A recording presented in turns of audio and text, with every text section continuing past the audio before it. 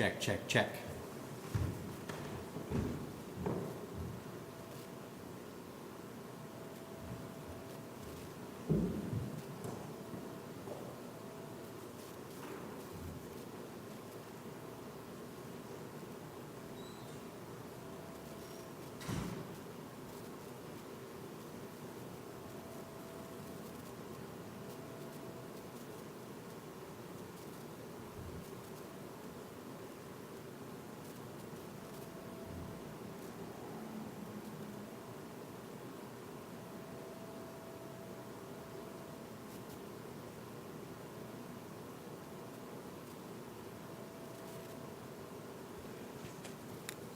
Well, hopefully this will transmit upstairs.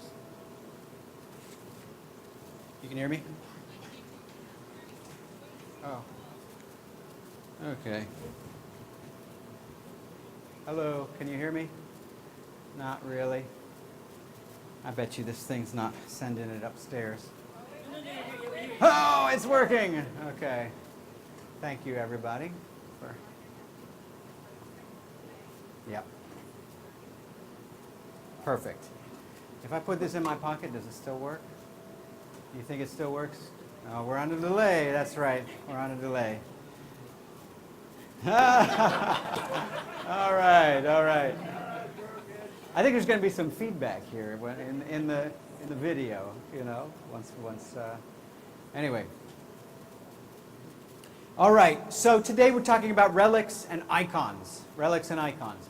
And the reason why I wanted to start with this is because it's one of the ways in which I was attracted to the Orthodox Church. Not necessarily for relics and icons per se, but I grew up in a Protestant context, and it was kind of an Anabaptist tradition, no sacraments. There are some Protestant groups that do have a sacramental understanding of life and of the body and blood of Christ, you know, communion and this kind of thing, where God is present in things. But that's not really the kind of Protestantism that I grew up with. And so when I encountered in the Orthodox Church this idea that God can be present in matter, in things, in water, that somehow water can communicate His presence to us in holy water, that God can become present in the bread and the wine, that it can transform into His body and blood, that there can be healing grace in oil, in the unction that we use, that in marriage it's not just a vow between two people, a contract, a legal contract that you might as well just go down to the courthouse to do. No, that actually God effects a union. That in baptism something actually happens, something actually changes when you're baptized. All of these things are an intimate part of the Orthodox Church. And the Orthodox Church also has a clear understanding of the importance of our physical contact. You know, when I say the prayer of absolution, I put a stole over top of your head for confession. And I say a prayer and touch your head. When I give you communion, you have communion on your lips. When I give you unction, you oil on your forehead, your hands. You are receiving the grace of God physically. And so that's really where we're starting here, is a completely different understanding of matter and reality than maybe you're used to in the modern world. I think it's one that makes sense, and maybe even makes some intuitive sense to us, but maybe it also is challenging. So with relics, and I'm not going to run back upstairs, I meant to bring some relics down. We have a nice case of relics, and relics are the bones, usually, of saints.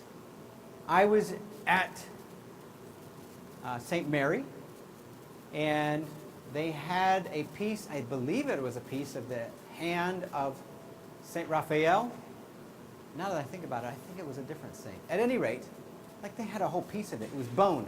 And Father Luke, who's also an MD, had a bone saw. And he was sawing away at this bone so that they could put pieces of this, it was a martyr actually, so they could put pieces of this martyr's bone in wax and then put it in the cloth that we put on top of our altar, the antimons. Every antimons has the bishop's name on it, and we open it up, and it allows us to legitimately do a liturgy. If we don't have the bishop's authorization to do a liturgy, then we can't do a liturgy. And so you open up the antimons, there's his name, and inside the antimons is a little relic of a martyr. And they were sawing the bone of this martyr to put it inside these new antimons when Metropolitan Saba became our new metropolitan. He wanted to make sure that the bone inside each antimon was the bone of the relic of a martyr, not just a venerable person who died, but an actual martyr. So it's kind of gruesome. Who would think, like, oh, great, I'm going to grab the right hand of a saint and like start hacking at it with like pretty much a hacksaw, and that's going to be how we pay respect and honor this saint. Doesn't seem to make sense on the surface of it.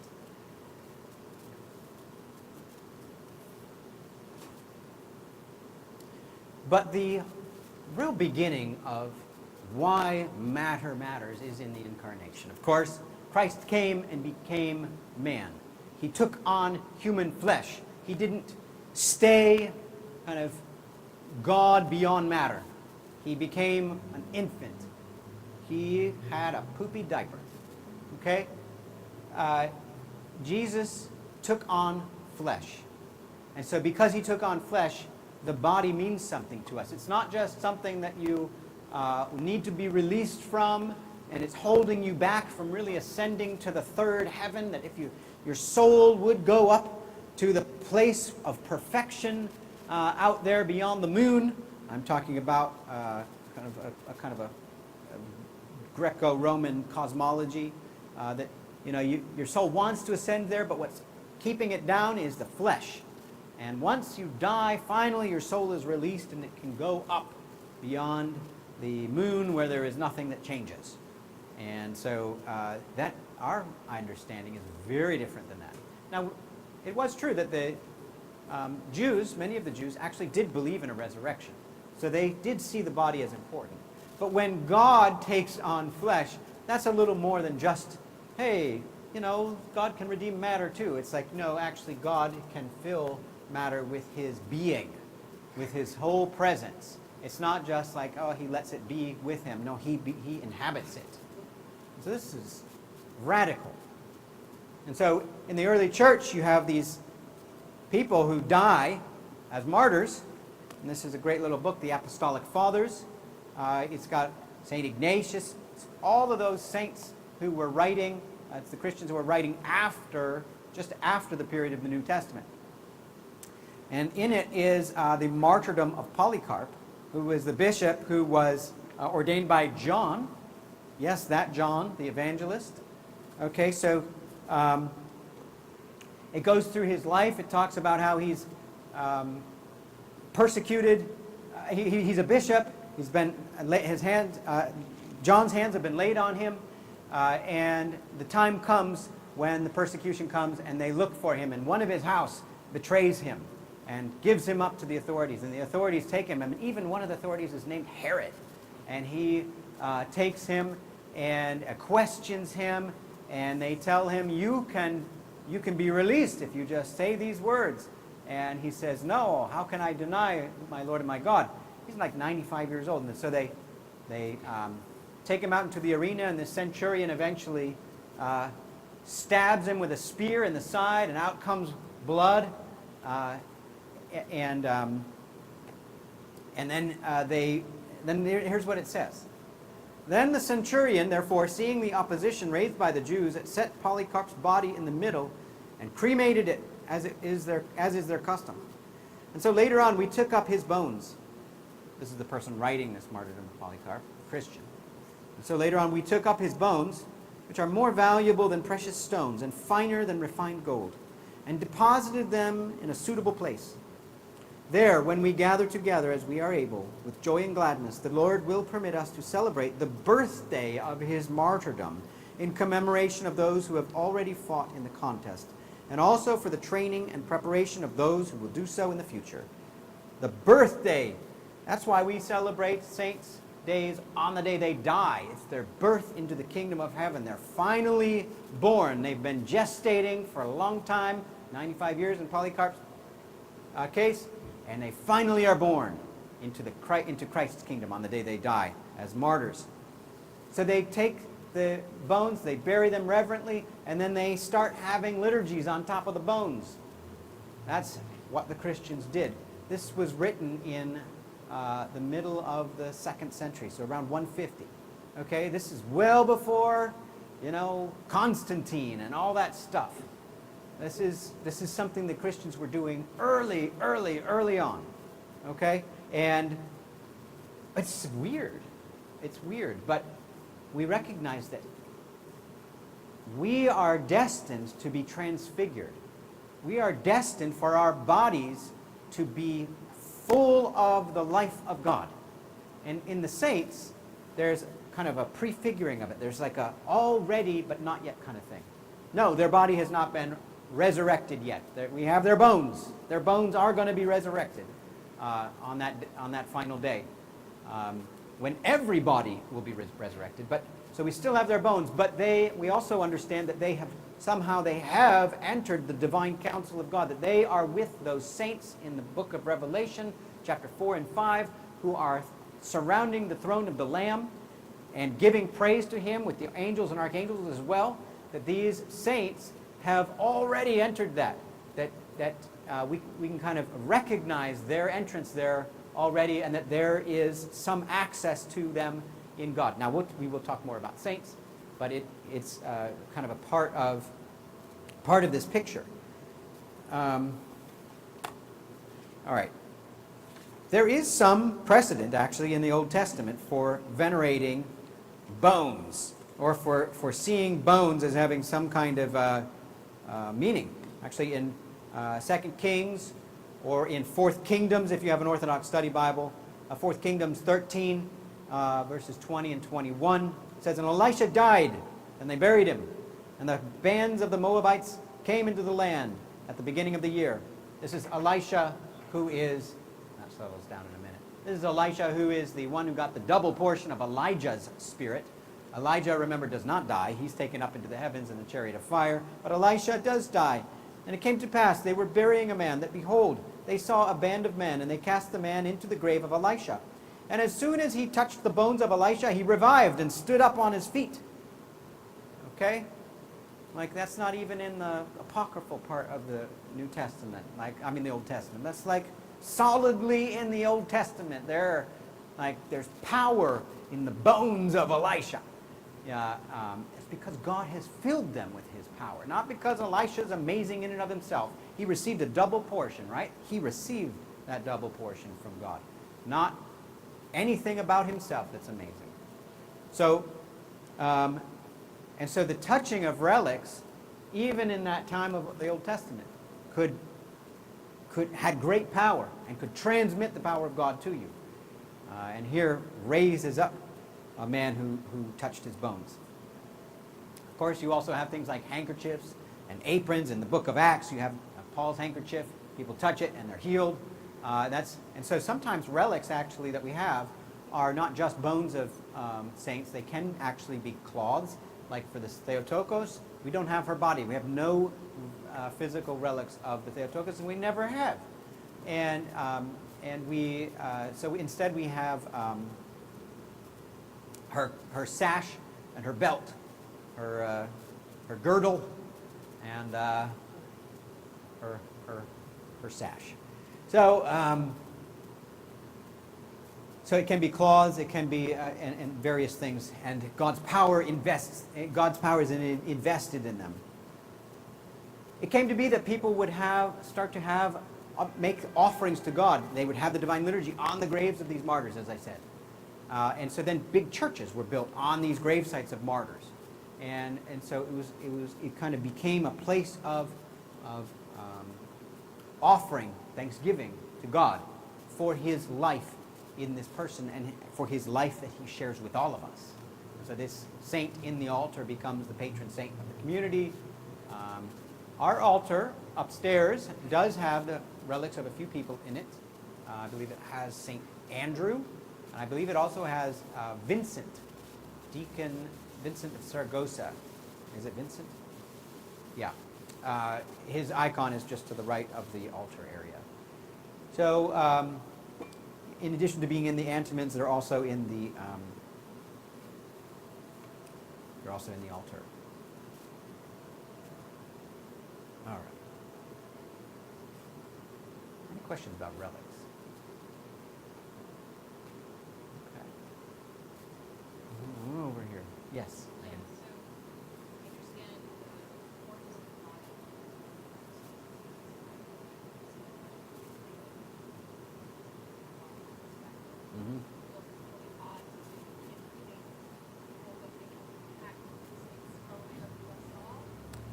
It is incongruent. You're right. As I was talking about that, because oftentimes what we really complain about with cremation is not even necessarily the burning of the body, but the crushing of it, where you crush the bones after the body's been burnt. That's typically what you do with the cremation process. You know, we will talk more about cremation, but I'm glad you brought this up. Yeah, we can't do an Orthodox funeral if you're cremated for you. It is completely verboten. And that's actually also how it's been in the Catholic Church as well. They may make more exceptions, but they still have a pretty clear stance that you shouldn't get cremated. Now, I don't know the exact answer to this, but there also, as I was saying, this idea that you need to be released from the kind of gross material of your body and your soul floats up to heaven. So oftentimes cremation fits in with that kind of idea. You know, you cremate because you need to release them from the body, release the soul from the body. Now, I have not read a monograph on this topic, so I'm just kind of talking out my elbow, as my brother says. But it would make sense that the Christians would say, no, we don't believe that you're a disembodied soul that needs to be released from the body. We believe that you have to have a union between, that we are a union of soul and body, and that anything that is kind of a practice that's being, that we're doing from this idea that we need to be released from the body would be false. Now, we do end up today saying, you know, we need to honor the body. And that's just good. I mean, you raise a great point. And I don't have an answer for you. Yes.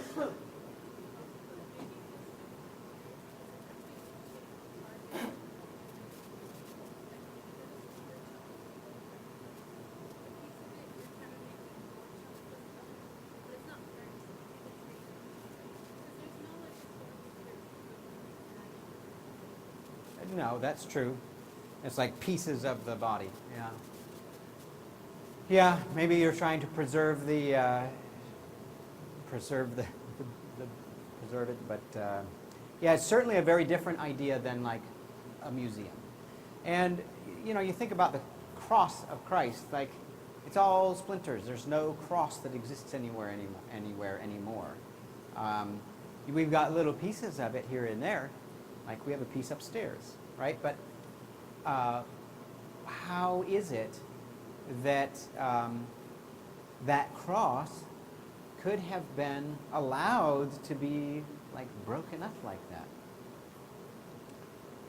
I don't know if it's just that we kind of say, we kind of turn a blind eye and we just say, well, I guess that's just what's going to happen when people love something. They want a little piece for themselves and they go venerate it there, and I guess maybe that's better than having a museum piece that people have to travel to Jerusalem to see. Yes.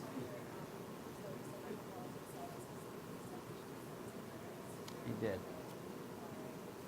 Well, I think because of historical precedent, because usually it was on the bones of the martyrs that the churches, that these altars were formed, and so historical precedent. I think that's why. Yeah. All right. Yes, Janelle.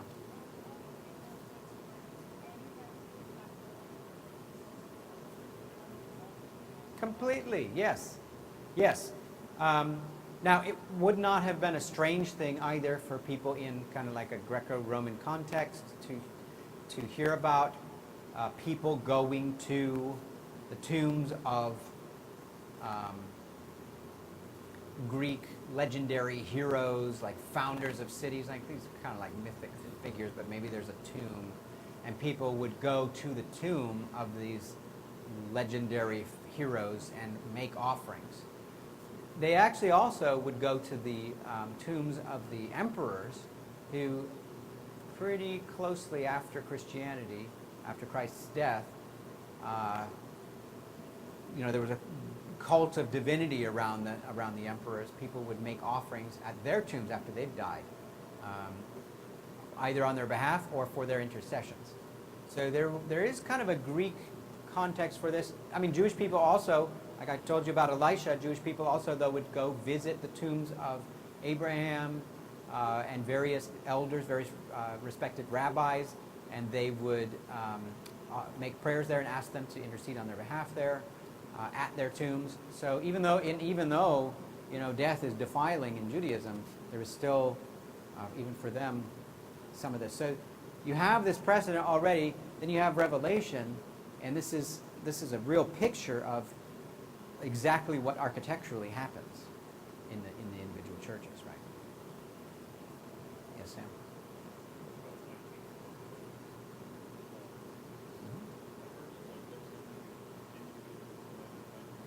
Yeah, like Lenin. Yeah.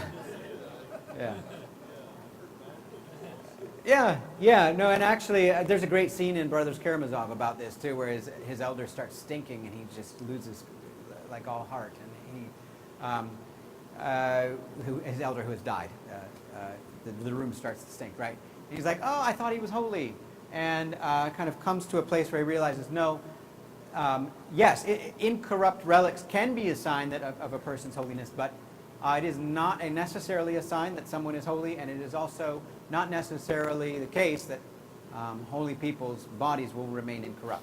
There is in the life of St. Anthony, there's a sense in which his body is renewed by the closeness that he has with God, but it still dies, right? And so it's not surprising that some saints' bodies would be incorrupt, but it is kind of a phenomenon that God allows to happen, but it's not universal, I guess. Yes, yeah. Yes, no.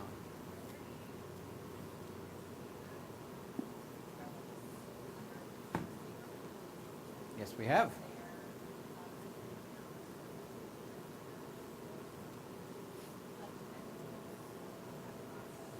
Yes, I wish I had been there to be able to say more about what they did, but they exhumed his body.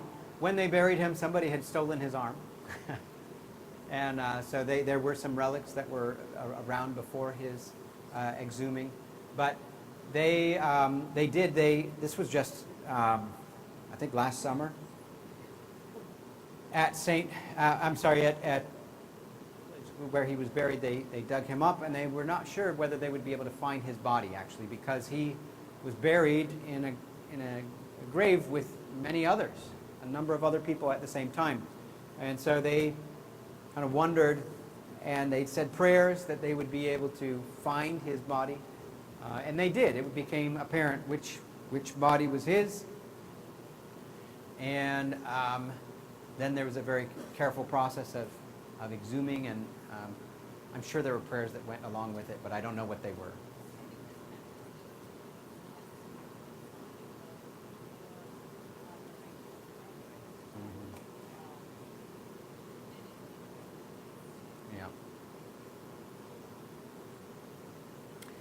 Yes.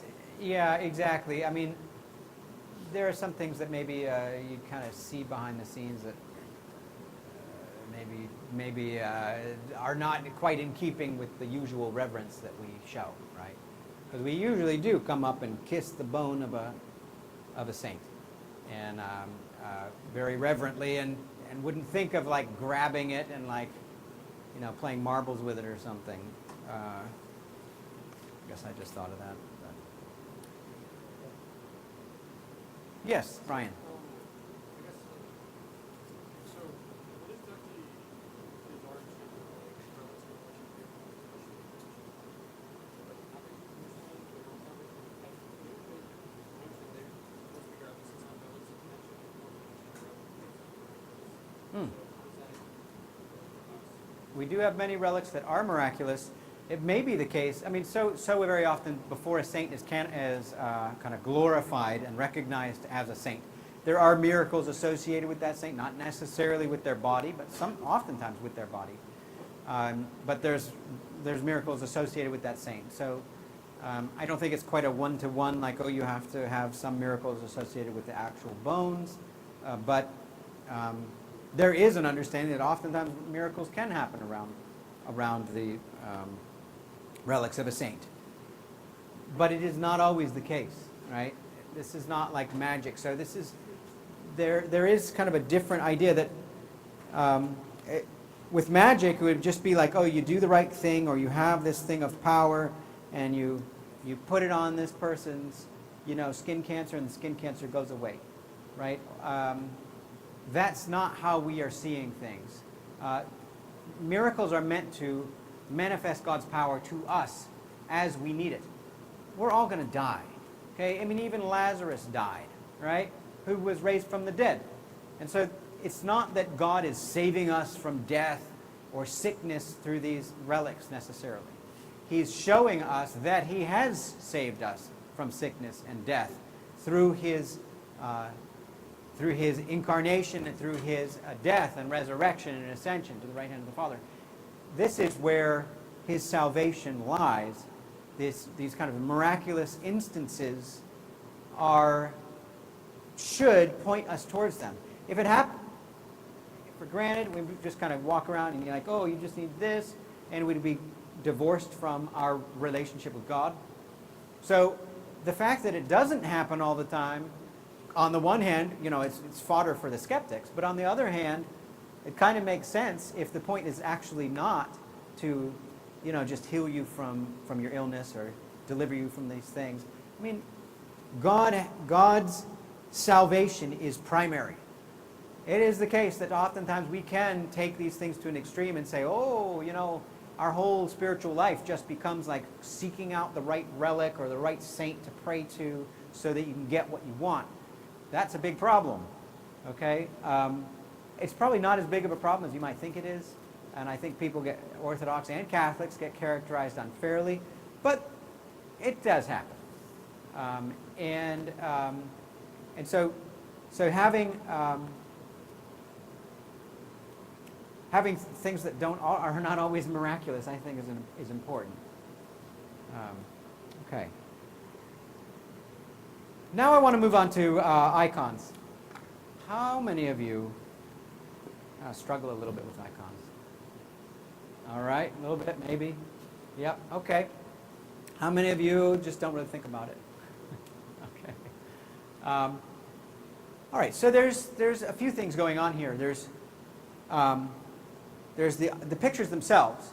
And oftentimes, you know, most of us, we have screens, we've got, you know, pocket screens, we've got big screens. We don't really have a problem with images usually, generally. We have maybe even little storybooks that we read to our children. Even maybe showing Jesus, like preaching to people or something like this. Not a big deal, right? And so oftentimes the idea of pictures that are used to educate and used to kind of depict scenes or even Christ in a way that is kind of calling Him to mind for us. You know, we're generally okay with that as a society. What we end up being not so okay with is then going up and venerating them, kissing them, okay? I mean, kissing is weird in the first place in American society.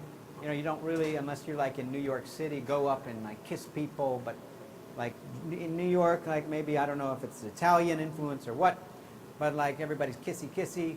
But, you know, other than that, no, it's definitely not in Kansas. Like, nice handshake, and that's how you relate with people. And so this kind of kissing thing in the first place is weird. It really is just, we need to think of it as a way of greeting and honoring, okay? And kind of understand. We maybe have some cultural misunderstandings about what kissing means. But you can picture a soldier kissing a picture of his kids, and he doesn't necessarily, he's not worshiping the picture. He actually doesn't even think the picture is his kid either, does he? Right? Like, he's like, nope, doesn't even look like my kid. It's way too tiny, you know? My kid's way bigger than that, right? So, no, I mean, but the whole idea of venerating icons usually is where the hang-up is. It's like, what's going on when you go kiss an icon? Are you worshiping wood and paint, like the prophet Isaiah says not to do? Like, what's that gonna do for you? That's a pretty unfair. To be honest, even the prophet Isaiah is kind of being satirical when he says, you know, is your God gonna, like, you know, it tips over and you have to pick it up, like, what's this thing gonna do to you? It's made of wood, or maybe it's made of bronze. Like, really? And in fact, no pagan person really believes that the God is only in the little image. There is a sense that, like, somehow the image, the idol, kind of carries the presence of the deity.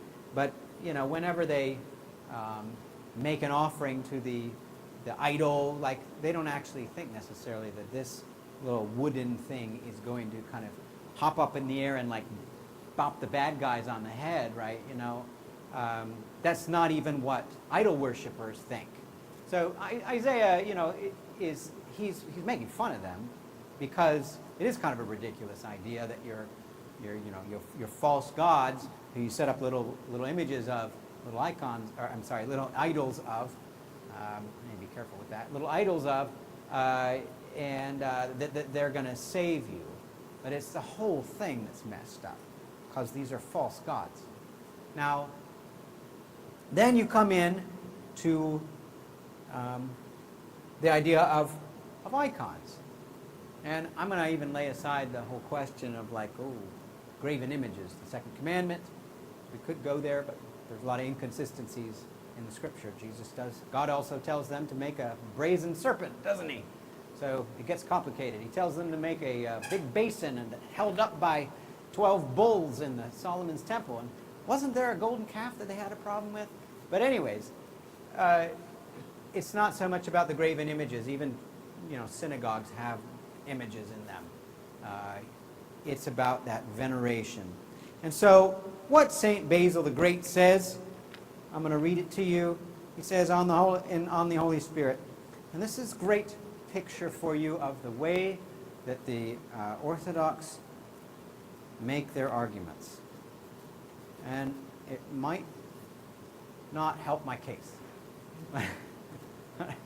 But I want to lay it out there so that you're not kind of bamboozled by somebody who brings this up later on. Okay, so we have On the Holy Spirit by St. Basil the Great. This is a text that's quoted quite a bit. It's quoted by one of the ecumenical councils, talking about icons. He says, it is said that there is a king and the image of a king, but not two kings. For the power is not divided, and the glory is not portioned out. And the power that rules over us, and the authority is one. So also one, not many, is the doxology from us, the praise from us. On account of this, the honor of the image passes over to the archetype. Therefore, the image is the prototype by way of imitation. The Son is this by nature. And just as in the arts there is a likeness according to form, so with the divine and composite nature The unity is in the communion of the Godhead. It doesn't really sound like he's talking about icons here. He's actually not talking about icons. He's talking about the relationship between the Son and the Father in the Trinity. And he's using an analogy from the way that the icon or the image of a king would be set up outside of the palace, and you pay respect to it. If you spit on it, it's like spitting on the emperor, and you're going to have your head cut off. But and so this is kind of in the air he's breathing, and he's trying to use this, saying, just as in this kind of with kings, the honor of the image passes over to the archetype, passes over to the king himself. So it is when we honor Christ, we are honoring God. And that's his argument. His argument is not anything to do with icons, really. He's kind of acknowledging what went on in his day and this kind of way of depicting emperors. And if you step on the image of an emperor, that's dishonoring the emperor. But he's not actually making an argument about icons. That's one of the earliest definitions. And it's the one that has stuck, because what we're saying is that when you venerate an icon of Christ, you are venerating Christ. You are not venerating the paint in the wood. You're not worshiping paint and wood when you kiss an icon of Christ. Sometimes we make a distinction between latria, which is worship, Greek word for worship, and then we also have the word, what's the word? No, I lost it. It's in the S-Y-N. It's an S-Y-N word. I'm sorry. Proskynesis. That's it. It's got an S-Y-N in there. Proskynesis. It doesn't even have an S-Y-N in there. Okay. Proskynesis. Okay, and we say that's veneration, and there's actually a whole different kind of collection of ways in which you interact with things that's veneration, and you can do that with wood and paint, and you're venerating a saint, an icon, a relic, a gospel book, and then we say, but we only worship God. Well, sometimes actually in our hymns we talk about worshiping the cross. We talk about worshiping even saints. So there's not a clear, it's a clever way of parsing it out for us today as we think about it, but historically it doesn't always hold up. But the idea is indeed that when you kiss an icon, you are venerating Christ. Even when you venerate an icon of, let's say, who's that? St. Cuthbert right there? St. Kenneth. St. Kenneth. Okay? Good saint from the British Isles. And he, I believe he was a bishop. And he brought the gospel to certain people in a certain area. Can't remember his whole story. Just going by the icon himself there. So he shows forth a certain part of Christ's image. Christ's image is full. No human being has the full measure of the stature of the fullness of Christ, right? But we have different saints who show forth different aspects of his being. And so St. Kenneth shows forth Christ as a teacher in particular, and Christ as an apostle too, having been sent out by the Father to us. He was sent out to the people of the British Isles, right? So when we venerate the icon of St. Kenneth, we are in some ways venerating Christ himself, the image of Christ that shows forth in the saint, St. Kenneth. And that's why so many of the stories of the saints, they purposely show forth the ways in which this saint is an image of Christ. That martyrdom of Polycarp, it's throughout the whole thing. I mean, even, like I said, he gets betrayed by one of his household. There's even a scene where he's praying, and they're waiting for him while he prays, right? And they fall asleep, and so on.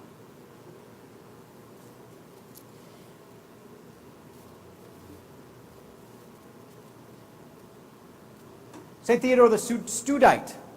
little later on than Basil the Great. He says, if merely mental contemplation were sufficient, it would have been sufficient for him to come to us in a merely mental way.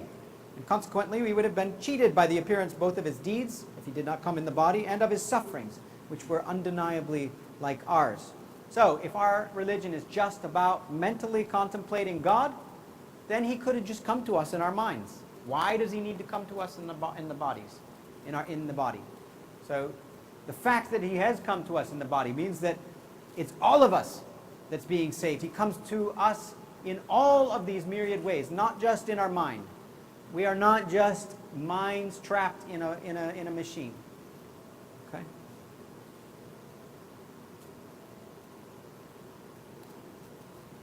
Any questions? Yes. Sam and then Janelle.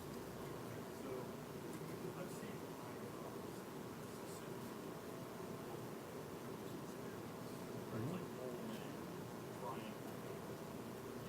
Oh, of the Father. Icons of the Father. another one's Yeah. and then the root one, the hospitality people.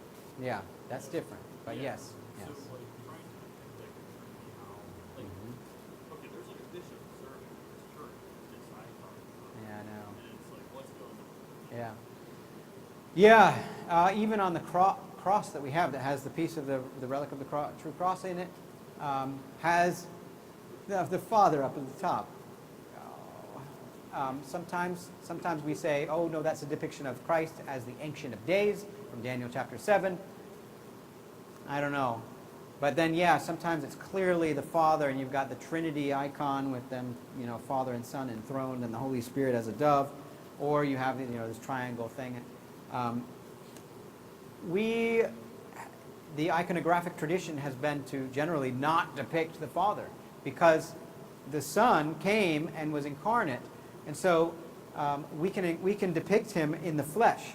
And actually, there was a big deal about this, where in the Council of Trullo in the 8th century, the end of the 7th century, they said you can't depict Christ as a lamb anymore. Sometimes they would have, in Ravenna, this church in Italy, they would have a lamb, and then it would have a halo with ICXC, or the name of Christ in the halo. And they said, of course, this is a symbolic way of talking about Christ, and it's from Revelation, but you can't depict Christ as a lamb, because he came and revealed himself to us as a man. And so, because he has revealed himself to us as a man, we have to depict him as a man, as he has revealed himself to us. Of course, there's literary symbolism, and there's even ways in which we talk about the lamb, like this piece of loaf of bread that becomes the body and blood of Christ, and it's the lamb. But we can't depict him in an icon like that because he revealed himself to us. With the Father, he did not take on flesh. And so there's some impropriety in depicting him. They're trying to kind of give a sense of the Trinity, but they shouldn't go there. I think they've made a mistake.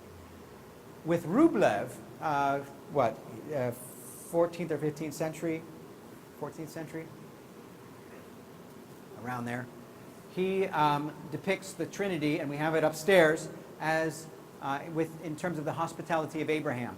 So you have Abraham and Sarah receiving those 3 angels who sit down at the table, and so that is a symbolic representation. It's like painting a lamb and saying that it's like Christ. It's a symbolic representation of the Trinity, something that cannot be fully expressed. Like the dove is a symbolic representation of the Holy Spirit. The Holy Spirit is not a dove, but has kind of appeared as a dove, also appeared as tongues of fire. It's a kind of an accepted symbol of the Holy Spirit. So likewise, those 3 angels visiting Abraham and Sarah are a symbol of the Trinity, not exactly the same thing as an iconographic representation of Christ. Okay? Yes? Please. Adversarial? Go ahead. You could. You sure could. And I mean, there's an icon at St. Mary's where that's pretty much what's happening there. Yeah. I mean, it's understood that God is there. Janelle, I said I was calling you, and then Bronson. Yeah. Go ahead, did you? We are, yes. And so that's why when I say God, it's kind of not determinate. Yes.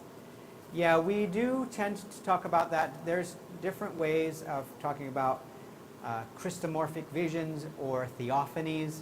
And in different times and different periods, we have talked about them as theophanies, just a revelation of God, or as a Christophany, a revelation of Christ. It makes sense to see Christ there, but you don't want to parse it out too much, I think. Yes, Janelle.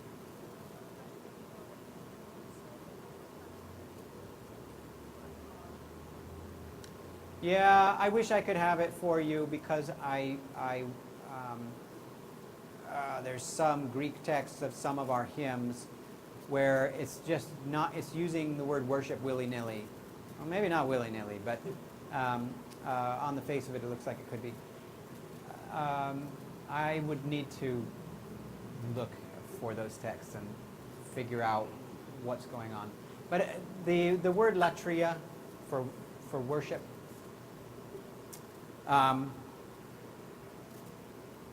like when we say we worship your cross, before thy cross we bow down and worship.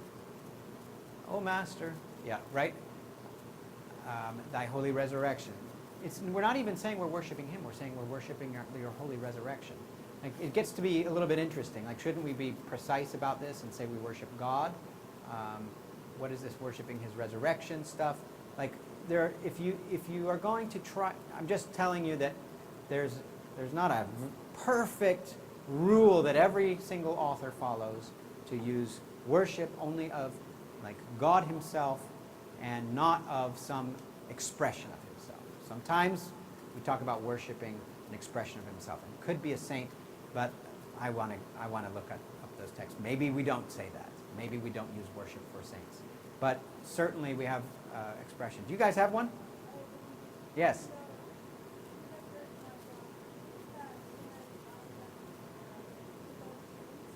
That's death. Although I thought you were going to quote I thought you were going to quote. We'll come back to that in just a second. You're not going to quote something, are you, Gideon, about this? Okay. So I will need to find a text for you. And it's possible that they don't say it about saints, but I'm just saying it's not exclusively about just God himself. Bronson.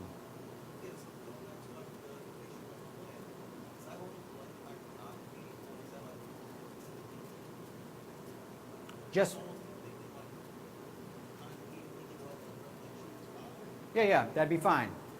Yes, no, it's when you, like, let's say, oh, let's bring out an icon of Christ, and instead of it being a man, it's a lamb with a Jesus halo. They'd say, nope, can't do that. Sorry. No, and if you're painting, if you're painting Revelation, and showing the lamb and so on, that's okay. St. John the Baptist said, behold the Lamb of God, John the Evangelist. I'm sorry, not John the Baptist. John the Evangelist. No, it was John the Baptist. Behold the Lamb of God, right. Before, and so, yes. So we have kind of, so it gets kind of, well, it has to be interpreted properly. Yes, Ashley.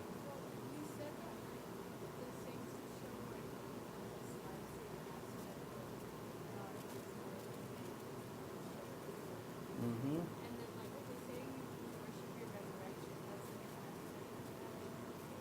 Mm-hmm.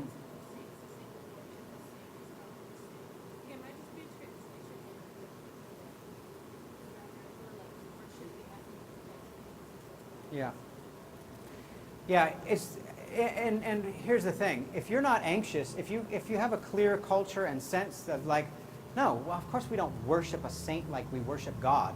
Like there's no if it's just not even part of your practice or vocabulary or anything, like you might be a little less specific about your words because it's not a confusion that you're ever worried about. And so you use your words a little more less precisely. And I think that's what's happening, is because there's nobody who thinks that we're worshiping saints in the same way that we would if we were that we venerate saints in the same way that we worship God. That the honor that we pay to them is not the same. That there is actually a sense in which they are bearing the life of Christ and they are showing it forth to us, and God has gifted them with with some of His powers, even the ability to heal, just as the saints while living had those powers, not in and of themselves. We don't have any problem in the Bible saying, well, that these saints healed. Well, couldn't you think that like they did that in and of themselves, and like God, that they are gods themselves? Well, in fact, actually, the people in Ephesus did think that, and they were about to worship them.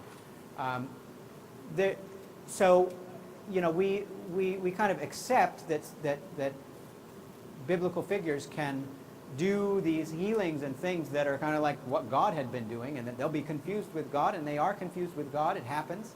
But then when it comes to icons, we kind of don't have the same grace often. Bruce.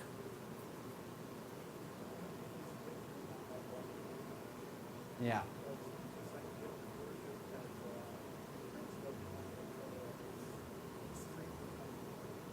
Yes. Yeah.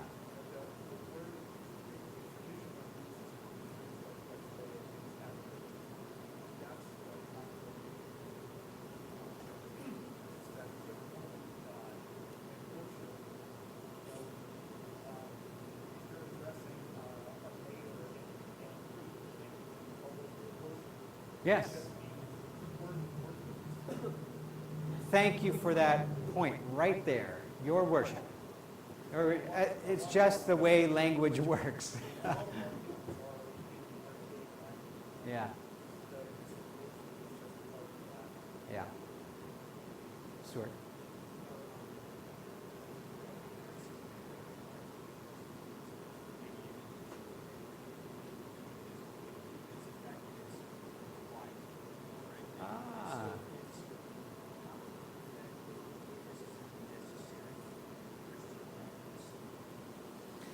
Yeah, I've heard Gavin Ortland say that. I think that is I know he's going to pull out texts and read them like a Protestant would read the Bible. And synodal texts like from councils and say, if you don't do this, then you're not a Christian. There certainly was a period of time where that was the case, where during the iconographic controversy, the controversy over icons and whether you can have them at all, or whether it's a complete heresy to have an icon.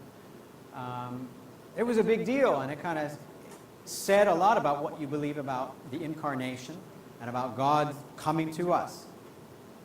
That's really the heart of this whole thing with icons, is that God has come and manifested Himself in matter. And so if you deny icons at that time, if you deny the worship of icons, then you are denying the incarnation, essentially. Now, for people today, it's not the same thing. They're not necessarily denying the incarnation, or at least they're not like consciously denying the incarnation when they refuse to venerate an icon. And so it doesn't carry the exact.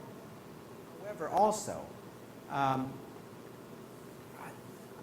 really want to be careful with a lot of these things, because there's a lot of synods and councils that you can look at and say, oh, well, they're saying that you can't be a Christian if you're not Orthodox, if you're not part of the Orthodox Church. There's and in some of that, like, we're going to go into that in one of these future sessions. But the way in which we read the councils, the decisions of the councils, I think that really needs to be checked. And I think Gavin Ortland is reading them with a modern Protestant mindset and way of reading that did not exist back then. Like, what's interesting is, like, we talk about our canonical tradition as being completely consistent, and in the Orthodox East, we have never said, oh, we don't follow that canon anymore, we're going to revise our canons. We don't revise anything. When we when we revise things, here's how we revise things. You have the Council in Trullo, in the beginning of the Council. It's in 697. Is that right? 697, yes. And you have the Council, and we affirm this Council. We affirm this Council. We affirm this Council. And all of the canons of this Council. And then their first canon, like, completely reverses a canon in one of those previous councils that they just affirmed. And what's going on here? It's like my professor of chant, who's like writing on the board, and then he's like turns around to us and he asks us a question and we don't know the answer. He's like, "Oh, it's right here on the board." And we look up on the board and we're like, "It's not on the board." And he said, "Yes, it is," as he writes it on the board. Okay, there's just a very different way of approaching. I'm going to say even like how we express the truth in the East than there is in the West. And when you read it with a Western, modern Protestant mindset, you're not going to get the spirit of what was being communicated. And so Gavin Ortlund doesn't get it. And he brings these texts that make it look like it says, you don't kiss an icon, you're going to hell. Right? Yes? Surely there's a difference between, like, not venerating an icon in any way and being ideologically opposed to venerating an icon. Like, sometimes people don't, kiss icons because, they have some sort of respiratory infection. Yeah, and the kid behind you was like, or in front of you was like, maybe snotted all over it. Yeah, maybe they don't. Maybe they don't bow towards an icon because they got because they had a back injury. But that's different than because that's different than saying that you won't venerate an icon because you ascribe by idolatry to it. Yes, that's right. And so yes, I mean, if you're a catechumen and you think that kissing icons is idolatry, you should stay a catechumen until you work through that. Like, you're not ready to become Orthodox. Like, but are you going to hell? No, I don't think so. Like, I was speaking of, you had mentioned but the second canon, the second canon in general, like when you really keep Greek, like the use like both Greek use of the exact word, no one has over Hebrew than I don't want to Greek. So the prohibition is specifically about idols, these idols that they became by the Egyptians and that everybody else had to make. yeah. As opposed to just regular imagery, which is why you see God commanding the cherubim embroideries and the cherubim statues. Yeah, exactly. He commands that certain images, pomegranates, palm trees, bulls, snakes, pheasants. Right, and so often all of these things are actually engraved around our churches or on the walls or in our iconography, all these images. One other thing I want to just read is, speaking of Gavin Ortlund, who I really like his spirit generally. But he brings it up the Synodicon. On the Sunday of Orthodoxy, we have a whole procession with icons, and kids are carrying the icons, and boy, it's a great time to invite your Protestant friends. Like, and oh man, sometimes it just happens that like that's when your friend can visit, and it's like, you guys, I'm never coming back again, because then we like stand up and everybody says together with one voice, as the prophets beheld, as the apostles have taught, as the church has received, as the teachers have dogmatized, as the universe has agreed, as grace has shone forth, as truth has revealed, as falsehood has been dissolved, as wisdom is presented, as Christ has awarded, thus we declare, thus we assert, thus we preach Christ our true God, and honor his saints in words, in writings, in thoughts, in sacrifices, in churches, in holy icons. On the one hand, worshiping and reverencing Christ as God and Lord, and on the other hand, honoring as true servants of the same Lord of all, and accordingly offering them veneration. I mean, that sums it up exactly what we believe, right? We're on the one hand, worshiping and reverencing Christ as God and Lord.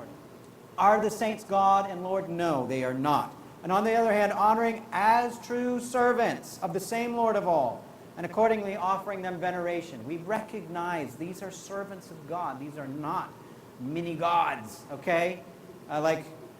That's what we taught from the beginning. And then it says, this is the faith of the apostles. This is the faith of the fathers. This is the faith of the Orthodox. This is the faith which has established the universe.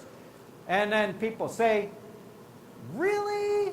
Really? Were they really kissing icons back then? Did, like, Peter and Paul, did they kiss icons? Let's go even one generation. Like, was Polycarp kissing icons? Probably not. Probably not. Maybe not. Might not have been kissing icons. It's possible that maybe Polycarp was not kissing icons. I'm going to just say that. It's possible. Well, then, what do you mean this is the faith of the apostles? Like, they handed on to us the worship of icons, right? That's what this thing says here. And you could read it that way.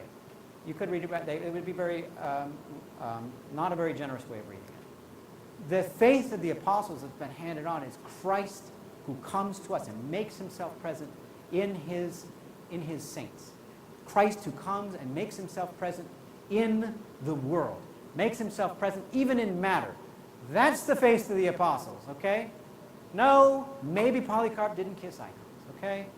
Maybe this is something that kind of eventually got developed and that we became comfortable with over time. That initially we were like, the pagans are doing that. I don't know about that. It makes me a little uncomfortable. Maybe the early church was like that.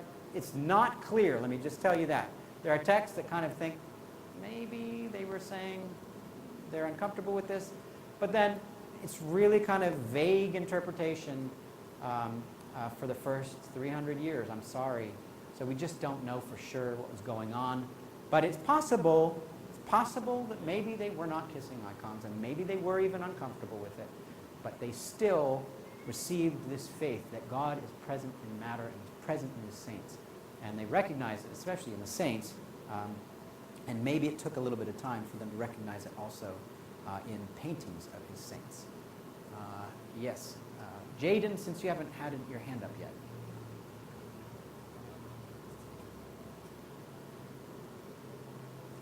Yes. Yeah. Yeah, the idea is that, the saints are in heaven worshiping God. And so this picture of a saint, when you kiss it, or when you venerate it, you are venerating, like there's access to that saint in the icon. When you drop an icon, you pick it up and you kiss it and you might say, excuse me, or I'm sorry. Right? You're honoring it like the person is there. Sometimes it can become maddening in the modern world because you print these icons on pieces of paper and then there's a presence of the person. What do I do here with this icon on a paper? Do I recycle it? Do I burn it? And it gets to be really like the calendars that you have. What do we do with them at the end of the year? Usually, actually, we do burn them. We do try to be respectful with them as though they're icons. But sometimes, people just print icons on, I don't know, some piece of paper that your kid colored on. And, that's just a problem with the modern world. And sometimes it goes in the recycling, okay? But we ought to be a little bit more aware of that, though, a little more careful about those kinds of things. Bryn.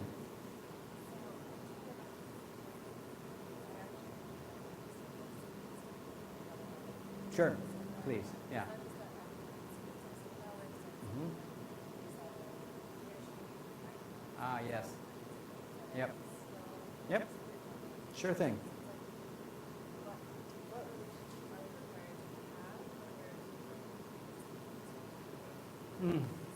Yeah. Well, the first step is to just say, okay, well, I'm not condemning people who do this.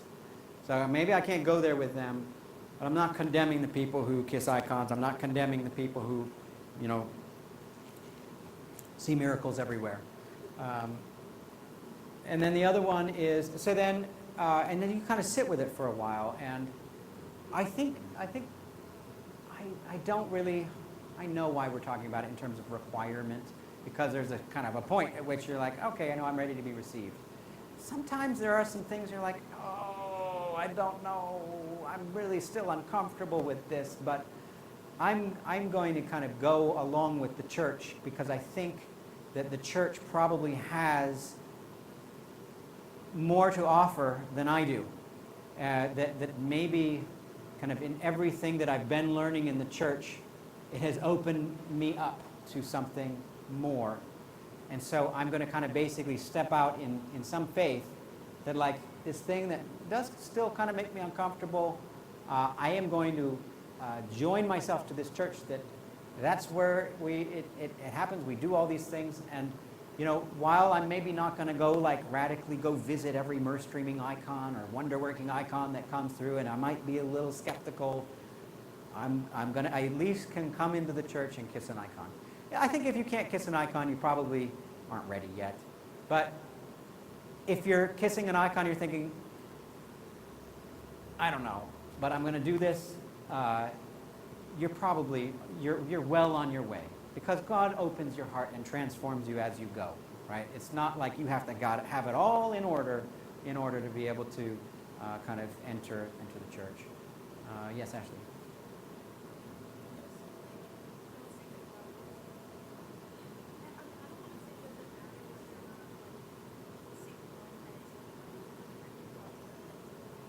Yeah.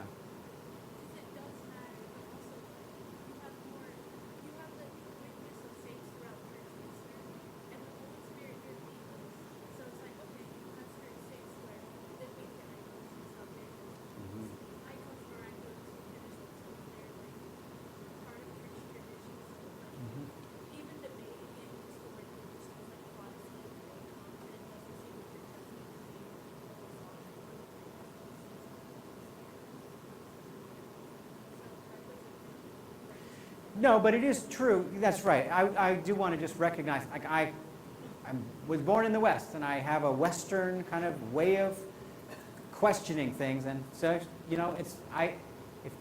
don't worry if you do.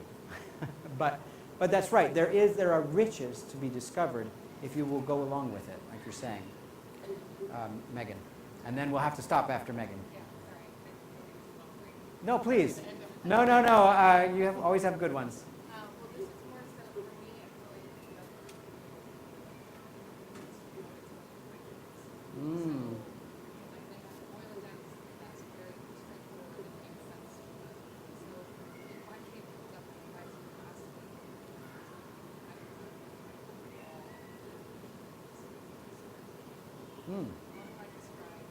Yeah.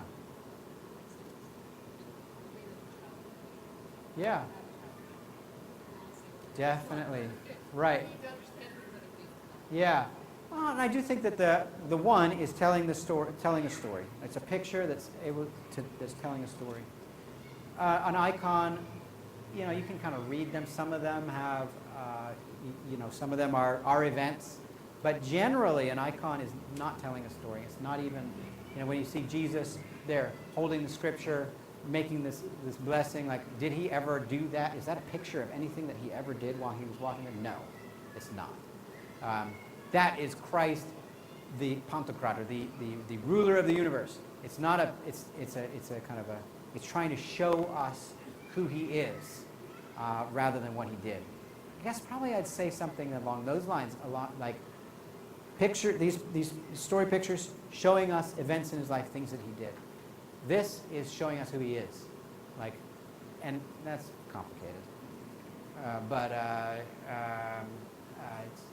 There's some way in which he's present in that icon, and he's not necessarily present in the storybook picture. I can't explain it to a kid beyond that. But I do know that my kids have pretty good judgment. They're like, oh man, that's a cartoony Jesus. What are they doing? They do generally recognize, no, this is an icon. This is kind of a set of ways in which we kind of do graphics for storybooks. And this is good, and this is irreverent. None of them are icons, but they're trying to do something, and there's kind of a spectrum. So I guess I appreciate that my kids do have a sense of a bit of a spectrum. Like, this is reverent, even though it's not necessarily an icon we're going to kiss. There's a reverent way of depicting God here. And I guess the other thing is just the presentation of them. When you have it in a book, it's presented with words and stuff. It's presented in a different way. When you have it on a panel or on the wall in the church, even that presentation says there's something different going on here that maybe you can't articulate with words, but I think kids start to pick up just as they're in the environment. All right. Because there are kids in the environment outside, and there are parents who need to pick up their kids, I'm going to release you all, but if you have questions, I'll stick around and try to answer some. Thank you so much, everybody. And look for the Daily Digest. So. Oh. It's a QR code with the schedule on the back. Hey, actually here, take a schedule. This is perfect. Here's a schedule and a QR code for questions. I'm pretty sure I asked this before. Yes. I'm sure I already got it. But, Going somewhere? yeah, going back home. Okay. Just wait for you. Oh, okay. Toodaloo. Toodaloo. If I